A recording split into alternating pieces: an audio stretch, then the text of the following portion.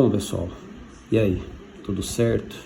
Né? Situação difícil, né? Uma exceção que nós temos aqui para poder fazer com que vocês tenham acesso ao conteúdo. Agora uma merda de um caminhão resolveu ligar o motor aqui fora, bem na hora que eu comecei a gravar. Acho que ele deve estar vazando. Bom, a gente tá vendo a geomorfologia, né? Capítulo 2 da frente 1. Nós já vimos camadas, eras geológicas, falei das teorias de formação dos continentes, falei da dorsal, falei das forças endógenas, vulcanismo, terremoto, falei dos limites de placa, né, que o Gustavo adora, né, divergente, a parte do Rift Valley, convergente, né, as transformantes, falei do círculo de fogo, falei da orogênese e da hidrogênese, né, terminando as forças endógenas, certo? Entramos em tipos de relevo, falei sobre planaltos, depressões, planícies e cordilheiras, forças exógenas, né, os 3 intemperismos, tá, físico, químico, né, e o biológico, beleza? Entramos agora então em tipos de rocha, nem lembro que letra que era que a gente estava, né, na continuidade das aulas lá, então segue a sequência aí e tá tudo certo, beleza? Primeiramente, né, vamos falar que as rochas elas têm um processo de formação, né, que é endógeno, né? A origem começa no magma, tá? Agora, boa parte das rochas, né, elas vão ser intemperizadas, né? Então, para formar uma metamórfica, vai ter a presença do magma, obviamente, mas tem a questão da superfície, né, das ações do intemperismo, e aí a gente vai ter o esculpimento dessas rochas, né, das sedimentares, por exemplo, né, que é o acúmulo de sedimentos, e das magmáticas, né, que vão funcionar a partir do momento em que o magma começa a ser solidificado, né? Então vamos lá, magmática. Magmática também pode ser chamada de rocha ígnea, né, que são formadas então pelo magma.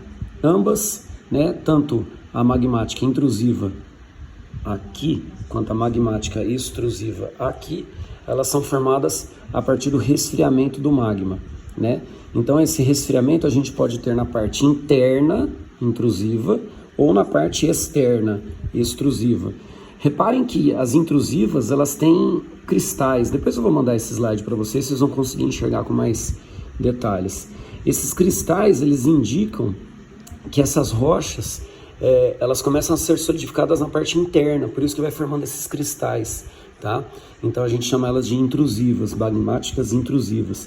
E a solidificação na parte externa, está até meio escura aqui a imagem, né? Mas por causa da luz, não sei se vai melhorar um pouco, eu cheguei um pouco mais perto aqui, né?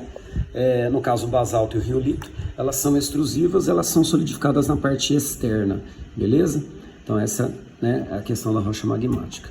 Uma rocha sedimentar, reparem as camadas, tá? Cada camada dessa é um acúmulo diferente de sedimento, é uma etapa diferente de sedimentação, né? Então as sedimentares, elas são formadas por matéria orgânica e acúmulo de sedimentos, né? O processo todo para a formação de uma rocha sedimentar é chamado de diagênese. Daqui a pouco a gente vai fazer o esquema, que eu vou explicar para vocês o esquema, né? E seria interessante vocês terem isso também anotados no caderno, certo?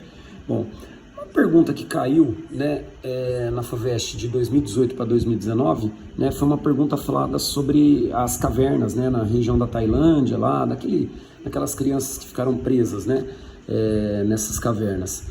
Houve uma infiltração de água, né, e aí elas não conseguiram sair, né, o negócio foi meio complicado. Aqui no esquema dá para ver direitinho, né, onde começou a inundação, a entrada, né, a passagem e onde o tio foi encontrado, né, a galera veio parar aqui, né. Bom, enfim, uma outra informação que aparece no exercício, pluviosidade média mensal da Tailândia. Reparem que no meio do ano os índices pluviométricos são muito elevados, o que indica um clima monsônico, que é o que ele pergunta na letra C. Letra C a gente não vai ver ainda, né, que é o do clima monsônico, porque isso aí a gente vai ver nas aulas de climatologia, que eu já espero que a gente esteja pessoalmente, porque climatologia em aula gravada não é muito, né, adequado, mas vamos ver. Então, olha só, letra A. Qual a rocha mais comum na formação de cavernas? Sedimentares. Sedimentares porque o processo de infiltração é maior. Elas são porosas, né? Lembra do arenito, que armazena água, né, nos aquíferos? Né? Nós temos o arenito também armazenando gás, armazenando combustíveis, como xisto, né? Letra B. Indique e explique um processo que ocorre para a formação de cavernas. Bom, não chove bastante? Pelo fato de chover bastante e pelo fato de serem rochas sedimentares, a infiltração da água é muito forte. Se nós temos infiltração da água, a gente tem áreas que são cavernas, né? Que são com ausência, vamos dizer assim, dessa composição rochosa, já que nós temos uma formação que é uma formação sedimentar, beleza? Lembrando então que a letra C a gente vai acabar tratando numa outra aula que é sobre clima monsônico, certo? O outro tipo de rocha que a gente tem são as rochas metamórficas, que elas são formadas por junções de rochas pré-existentes, né, numa ação chamada metamorfismo, que obviamente tem que ter condições determinadas de pressão e temperatura. Essas condições determinadas de pressão e temperatura, elas são graças ao magma, elas só vão ocorrer por causa do magma, certo? Bom, e aí vem o ciclo, né? Quando a gente tem o ciclo das rochas, eu vou tentar explicar aqui de uma forma, né, mais didática possível. Depois eu queria até que vocês, foi mal aí esse dedão aí na frente, eu queria até que vocês fizessem esse ciclo nos cadernos, eu sempre peço para vocês fazerem, né? Vamos lá, começa pelo magma. O magma, ele vai até a superfície, vai passar por um processo de resfriamento que vai dar origem às rochas magmáticas, certo? Bom, ações de erosão vão em cima das rochas magmáticas, vão em cima das rochas sedimentares e vão em cima das rochas metamórficas. A erosão vai quebrar essas rochas. Transporte vai acumular sedimentos das 3 rochas. Esses sedimentos eles vão passar por um processo chamado diagênese, vão juntar tudo, que é uma cimentação orgânica, e vão dar origem à rocha sedimentar. Então reparem, é um processo, né, que vem das 3 rochas, a formação dos sedimentos. Então as 3 já deveriam estar formadas, obviamente. A partir do momento que nós temos, né, ações de temperatura e pressão, certo?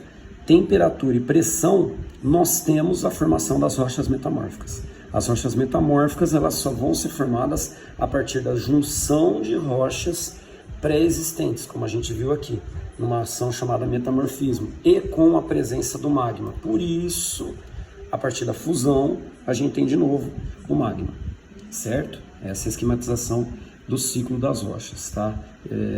Peço, por favor, para vocês anotarem isso e, se houver alguma dúvida, vocês me perguntem, por favor. Beleza?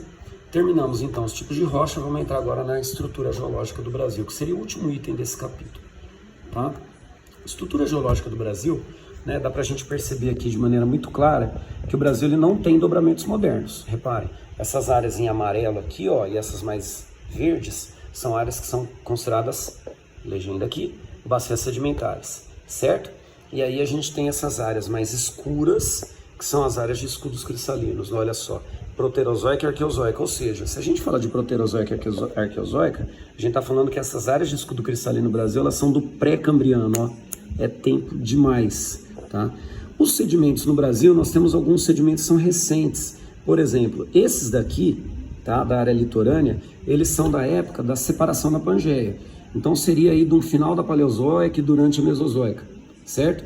Agora, os sedimentos que a gente tem nessas regiões, eles são sedimentos mais recentes ainda, que seriam sedimentos já da Cenozoica, o que explica a gente não ter uma grande quantidade de combustíveis nessas regiões, tá? A gente vai ter um pouco de carvão aqui, vai ter algumas áreas de gás natural aqui, uma ou outra extração de petróleo nessas regiões, mas é mais litorânea, tá? Então são sedimentos mais recentes, por isso que nós não temos grande quantidade de combustíveis no continente, né? A parte maior de combustível fóssil a gente vai ter na área litorânea, né, que é o chamado petróleo offshore, né? O offshore que seria na região litorânea, né? O onshore seria na área continental, na área interna, beleza? Bom, então, escudos cristalinos, bacias sedimentares e tá vendo esses traços aqui, ó, dentro do que a gente tem aqui do território brasileiro? Aqui na legenda, ó, são linhas de falhas. Essas linhas de falhas, elas explicam por que em algumas áreas no Brasil a gente tem sismos, né, terremotos, que não são terremotos associados à movimentação das placas. O que acontece? O Brasil está na parte interna da placa. A gente tem limite de placa aqui, limite de placa aqui no meio, tá? No meio do Oceano Atlântico. Ou seja, nessas áreas internas a gente não tem limites de placas, mas nessas áreas que são chamadas de linhas de falhas, né, a gente tem que entender que a placa ela não é consistente, ela tem falhas, né, na parte interna. Então, como existem falhas e as placas elas se movem, o Gustavo adora isso, né, elas se movem em cima da astenosfera, existe transporte dessas rochas de uma área para outra. Se existe transporte dessas rochas de uma área para outra, nós temos tremores a hora que elas são transportadas. Por isso que nessas áreas de linhas de falhas podem, olha só, podem ocorrer sismos. Beleza? Eu vou deixar para semana que vem para a gente falar do relevo, né? Falar da divisão do relevo, a gente fala dos perfis e finalizamos. Essas partes aqui, elas são rapidinhas. Certinho? Então, mais uma aula. Quarta-feira que vem a gente termina toda essa frente 1, capítulo 1. Fechou? É nóis.